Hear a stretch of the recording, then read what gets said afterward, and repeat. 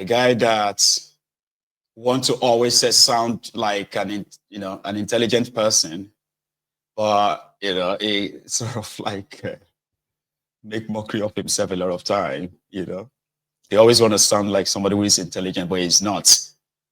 A terrorist sympathizer, a terrorist enabler, terrorism enabler as well, a protector of a wanted terrorist, a special advisor to Tifnumbu on burial arrangements and condolences visits. And that is a shitty man, by the way. So Tifnumbu has done so well that you have to clap for him. I mean, he gave a Zankuka appointment. Can you imagine? I mean, you need to stand up and clap. You don't just clap. Stand up and appreciate him. He has done so well, These are the characters in charge of that contraption, by the way. These are the clowns, So when you put a crown on the head of a clown, you are not going to have a king. You are going to have a pure circus. That's what you're going to have. And that's exactly what you're having in that contraption as we speak. Jefferson, thank you very much again. Yeah, for yours, for your own super chat. Thank you. Appreciate that. The reality out there is that even though people are saying that even this figure is not up to date, they said, there is a news today, this afternoon, when they said that the Nigerian inflation has fallen again. They said Nigerian inflation is now 23-point-something%. Tifnumbu, that is a doctor in statistics, the man who once told you, or who once asked you that Shina statistics you go chop in 2018. That looks like forever. It's like 2000. It's like 1718 or 1818 or 1918 these days. Why it's just 7 years ago, ladies and gentlemen. A bag of rice was 16,000 naira. A bag of beans, right? Half bag of beans was 13,000, which means a bag of beans was 26. 3 liters, it says 6 of this. 3 liters of Ardan oil, 2,150 per one. That's 8,600. Then 360 grams of Dano. What's called this? Is it Dano refill or something? That's a milk. That's milk, isn't it? Powdered milk. And 500 grams of Milotin. 8 of them, 1,100 times 8. You see, they see the price. When you go to the right side, they say first year of a Tifnumbu sardine was 300 naira. Today, it is 1,550 naira. Some said it's more than that. And yeah, you see, the price you have on the screen right now, things have been like, except for Coke and Fanta, which is sold for 500 naira ahead. Others are even far more than what you have on this screen right now. And the minimum wage remains 33,000. 30,000 naira is not even 33,000 naira. Tifnumbu and his gang. So you see, so if they are fooling around and everyone is fooling around and you, who is a direct victim of all of this, you shouldn't be fooling around. So yesterday at the Silverbed Galleria, where what's his name again? Ben No Sense Bruce. You remember that guy? The guy that usually made video of common sense. Last, we discovered that he is empty skull with no sense at all. So we call him Ben No Sense Bruce. He came out and said he should stop abusing, he should stop criticizing them. The audacity, though. And for those of you on social media, those of you who are all over the world, stop criticizing Nigeria. Stop criticizing our leaders. We need a break, okay? Stop criticizing us. We need a break. All right, that's my only request. Give us a break. We're a young country. Some countries are 300-400 years old. We make mistakes, but stop insulting our leaders and stop criticizing us. On behalf of the people of Nigeria, Governor Wike, it gives me great pleasure to present this award to you as the Silverbed Man of the Year 2024. Congratulations and God bless you.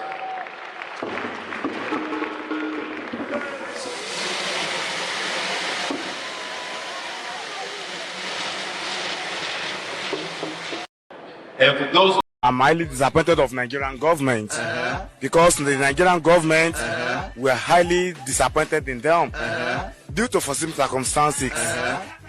Definitely, I'm one of those people approving.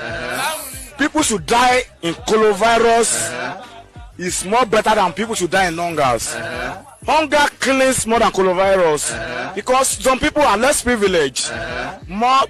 Due to foreseen circumstances that I said it, some people are less privileged, which they are based on daily pay, which are not even based on salaries. But our government thinks that the lockdown is the best solution to coronavirus and proving it to an extent and to the levels of alacrity that if someone die in coronavirus, it's more efficient to die in hunger because some people will be at indoor. There's no a way to make our own life. Thank you, Jerry. Professor Akpefunwa. That's our own prof. And he dissected that disappointment in the Nigeria leaders eloquently. Depends on which side of the coin you belong to, right? That's our professor.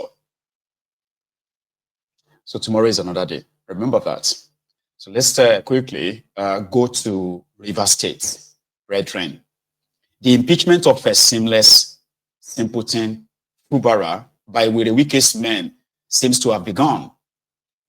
From I told you, I said the plan was to remove Fubara and remove the deputy governor that most of you don't even know. She's a lady, by the way. Yeah.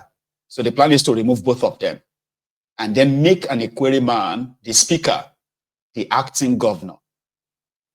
I don't know how they intend to run this, by the way, because with this new letter sent to the governor and the deputy, the one on the left, right, is to the deputy governor.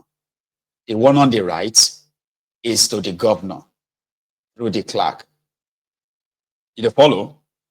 They said, notice of allegation of gross misconduct brought pursuant to Section 188 of the Constitution of the Federal Republic of Nigeria as amended 1999. Act of gross misconduct in the performance of the function of the office of the governor by His Excellency Sir Seamless Fubara, GSS. What is this? GSS RS, Governor of the Rivers. The deputy governor is Professor Ngozi Odu, DSSRS, Deputy Governor of Rivers. So, but there is a bit of, there's a bit of complication. Maybe not. Remember that the House of Assembly, right, said that Fubara should present the budget of 2025 as ordered by the Supreme Court of Injustice of that contraption, right? And then he went. He said he wrote them, and he went last week to present the same budget, and these guys locked him out, remember? That same time that he was locked out of the makeshift House of Assembly that they are currently using, they also issued an arrest warrant or so, right? Arrest warrant for the state's RCEC chairman. This is the electoral body in the states. They also issued another arrest and investigating sort of a warrant against the Chief Justice of River State. Now, to impeach a governor, you need the Chief Justice on your side. It is the Chief Justice of the state that is going to convene or put together a 7-man panel that will then look into all kind of allegation against the governor and the deputy governor, where they are also going to be given the chance to defend themselves against those allegations, right? But somehow it seems that the Chief Justice of River State is not in bed with the Wike's men, so they need him removed. So I don't know how they want to walk around this impeachment, but we all saw it coming. So they decided to go on to adjourn their sitting, sine die, until further notice. And this was just about was just a few days ago, right? Now they have reconvened, I believe, and then issued, what do you call it? This allegation of a gross misconduct against Fubara and his deputy. So the next one is going to be for them to call on, the Chief Justice of the state to assemble a 7-man panel to investigate this allegation. And if they are guilty, then Fubara will become history. Here is what, somebody in the know in this crisis, this is what you have to say. Rivers. Good afternoon, Aaron. Yes, good afternoon, sir. If you can hear me very clear, impeachment of the governor is not a lead to the path of peace. Like I always said, crisis is the worst thing that can happen to the people. And as an elder, the duty of every elder is to maintain peace, not to worst the situation. Yes, I am one man that believes in prevention than cure. But now there is a need for cure. All hands has to be on deck. Impeachment of the governor is not the best way. And let me say this and say it very clear. If you take your mind back in some of my interviews, I make some comments. If you are appointed as a minister of a political office holder, or maybe by the virtue of whosoever that is supporting you, you are elected into office. That does not make you a politician. For you to be a politician, you have to go through the process of learning. Most of these people don't want to learn. And that is why we are having most of this problem. Some years ago, some cabal came together in Anambra State and forced Ngige out of office. It does not stop what God said Ngige will be. Ngige later become the senator of the Federal Republic of Nigeria. Ngige later become a minister. Today, Ngige is living a good life. Those that remove him, where are they today? You can't find them even in the street. Obi was also impeached. Later, the court brought Obi back. Obi completed his tenure as a governor. Those that impeach Obi, where are they? You can't even find them in the political space of Anambra State. That is why impeachment is not the best way. Some people has made mistake before now. There can always be a room for amendment. I don't have problem with the House of Assembly. I don't have problem with Wike. I don't also have problem with Fubara. Because for some extent, both Wike and Fubara are ignorant of what is happening around them. Both of them belongs to a political family. And the second name of that political family is betrayer. They are children of betrayers. But those that can help to solve this problem are now making things worse.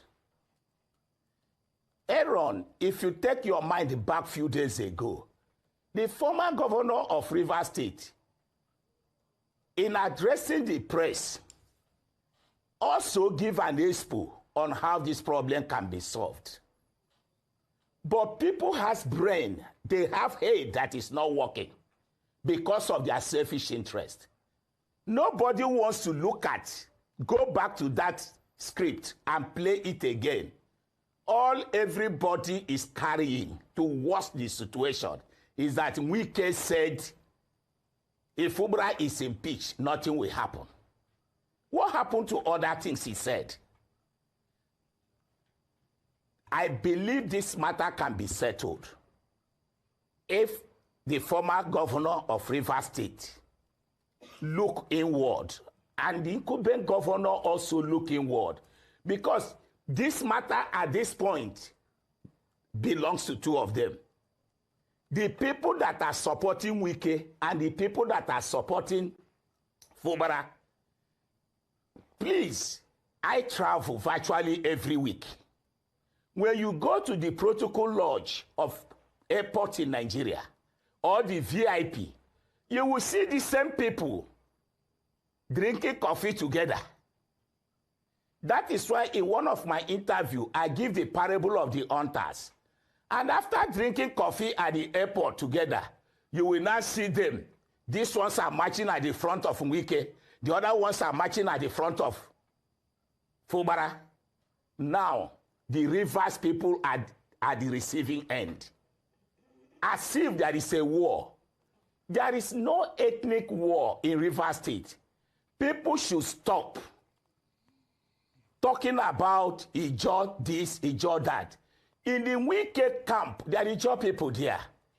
In Sims camp, there is Ijaw people there. All we are saying, let all of us come together and provide a solution to this matter. And those who are benefiting from this matter don't want this matter. He has no job.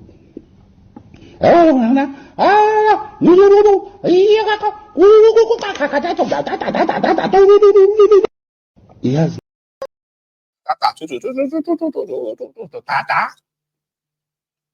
I don't know. I think that's what I was hearing when I first listened to that interview, you know. And that is why I'm going to bring Asari Dokudom himself in. Asari, what do you think about this planned impeachment of Fubara? Tell us. Anytime soon. What is happening in Rivers State is one individual wanting to pocket Rivers State. It's its own. And a lot of commentators had analyzed the situation in Rivers State and had called on President Ahmed Bola Tinubu to step in and arrest the situation.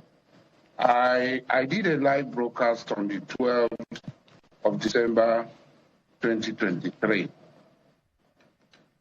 After the first failed meeting, which was very, very biased, tilted towards supporting Nyeso Wike, the Minister for Federal Capital Territory. And this video has become, this live broadcast has become viral recently because of the pronouncement of the Supreme Court. I'm not going to call the pronouncement of the Supreme Court a judgment, because there is nothing that the pronouncement of the Supreme Court said that had anything to do with the law in Nigeria. It's a total abuse of the law of Nigeria. Everybody knows, all of us know that the Supreme Court is supposed to be final arbiter. The words of the Supreme Court are final. So the Supreme Court now has assumed that because their words are final, they will import into these powers that they do not have, morally depraved decisions that are clearly against the Constitution and the people of Nigeria. We're not just talking about Rivers State. For instance, does the Supreme Court really have jurisdiction to adjudicate on issues concerning local government elections? It's very clear. Local government elections adjudication ends at Court of First Instance, which is the High Court. So where did the Supreme Court derive its power in making pronouncement on elections, post-elections, litigation arising from the elections in Rivers State? Number two, how would the Supreme Court talk about something and adjudicate on a matter that was not before her? Can the Supreme Court go on a flurry of its own to impose